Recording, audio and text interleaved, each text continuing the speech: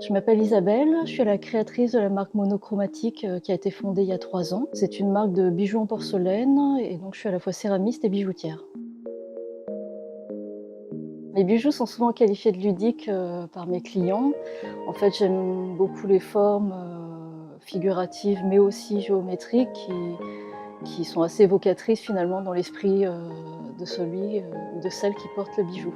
Mes bijoux font souvent référence à des éléments du quotidien, ça peut être de la nourriture, mais aussi des choses beaucoup plus triviales comme ma dernière pièce qui est un pins en forme de goutte de dentifrice. L'idée c'est vraiment que les gens s'approprient le bijou et recréent une histoire autour de la pièce qu'ils portent.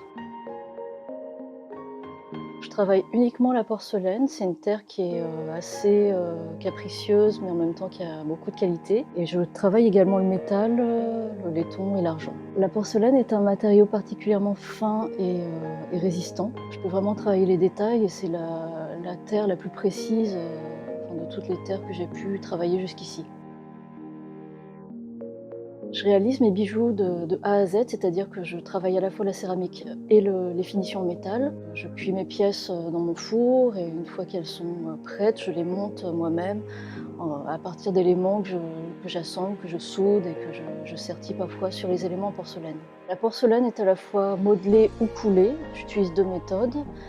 Très souvent, je la teins aussi avec des pigments, enfin des colorants de masse. Par exemple, pour mon pins chewing-gum, j'ai mâché une boîte entière de chewing-gum. J'ai sélectionné les pièces les plus jolies à mes yeux et j'ai surtout gardé celle qui me semblait être la plus sculpturale. J'en ai tiré un moule et à partir de ce moule, j'estampe mes pins.